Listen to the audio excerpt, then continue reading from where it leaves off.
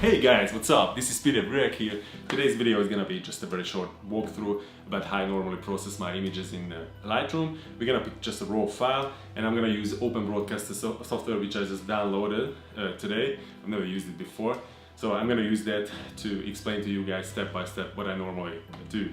Before that though, I'd like to point out that these days I try to spend the least amount of time in Lightroom because it just takes away, you know, from going to location and just shooting itself. So I try to nail the exposure every time and I overshoot. So anyway, let's get it rolling. So here we are in Lightroom. We are in the library folder. We're gonna hit import first, which is in the lower left corner. And then we'll find the folder where we got the raw file. Here we go, we hit the import. And then, once it's imported, you go to the develop module in the upper right corner, and here we are. So, the first thing that I like to do is change the white balance. You just click on the white balance selector and then try to find the neutral target. This is probably gonna be the best. Yeah, but I'm still gonna push the temperature a little bit further up to around, let's say 7,250. Yeah, that's looking good. It was a pretty overcast day, so we're gonna take that into account. Let's tweak the exposure a little bit. I'm gonna bring it down to minus 60 to start with. That's good. Adding a bit of contrast, boosting the contrast is always gonna help. Let's say minus 21. Yeah, that's fine. I'm not gonna touch the highlights or shadows slider at the moment. Gonna go to the white point adjustment slider. Let's push it as far as we can until the highlights are clipped. You can see they're starting to get clipped. So plus 40 is looking good. If you hold down the Alt, you do the same with the blacks, just to increase contrast. You can see it's starting to get clipped, so it's about -7. Now it's looking a bit better. We go to the presence menu, increasing the clarity. I like to push it a little bit higher, so let's start with 100. It looks very HDR, very unnatural. You're gonna bring it down to something minus 30, 25. Let's start with just 25.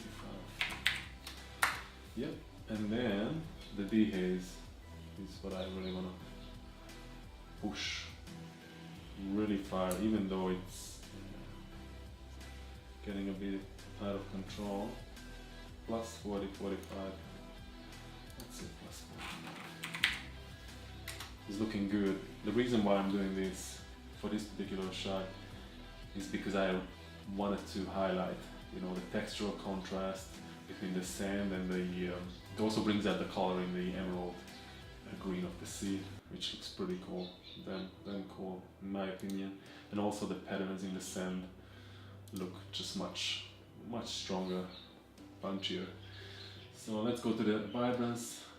I'm just gonna add very subtle +5, and then the saturation +10. And let's see what it looks like. It's looking perfectly fine. The dehazing is already adding a ton of color to the image. Yeah, so that's about it. I'm not gonna touch the tone curve. It's already looking pretty good in my opinion. And I'm not gonna go into the HSL, the hue, saturation, luminance sliders either, because that would take too much time, and I also try not to touch these sliders. Usually stick with the in-camera settings in terms of the coloring.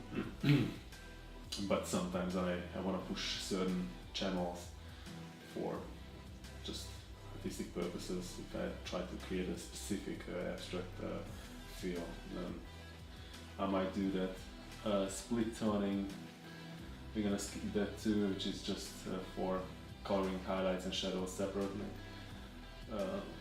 For additional effect.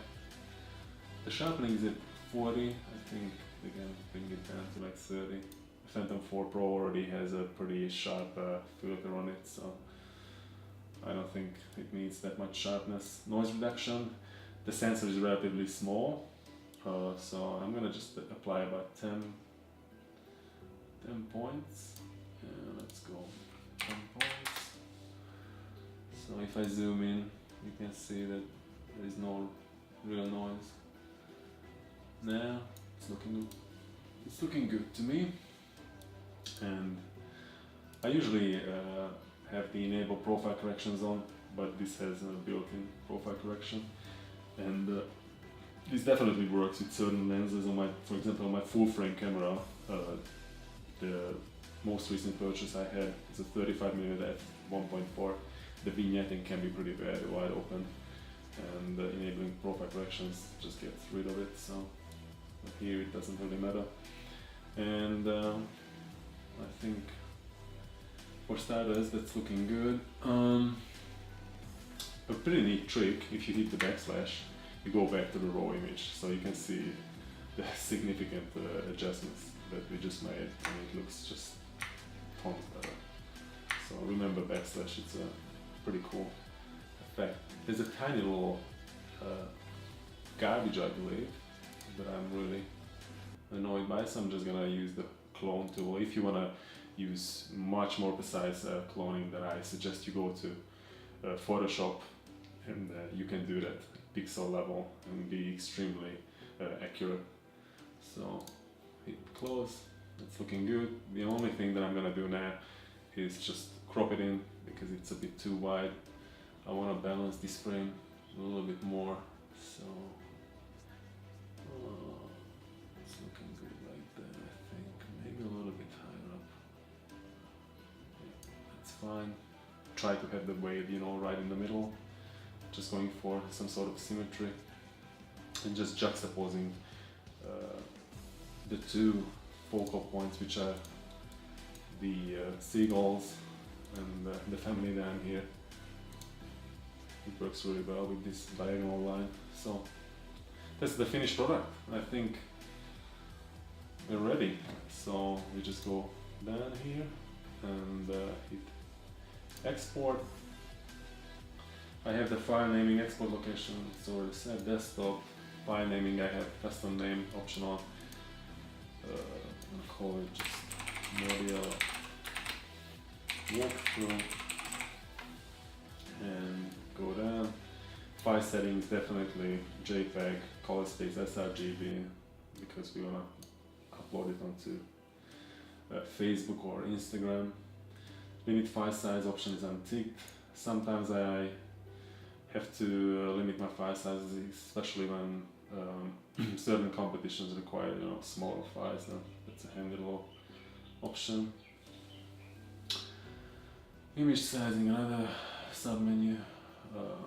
We don't need anything there. And then I have the watermark switched off. We just hit export, and then that's it. We're finished. So that's it for today, guys. I hope you enjoyed the video. Next time we're gonna do some droning. I've been doing a bit of scouting, but I haven't made up my mind yet about the location. So if you want to join me on my next photography adventure, please hit the like and subscribe button or the little bell icon so you get the notification when my next video is up. Alright guys, I'm out!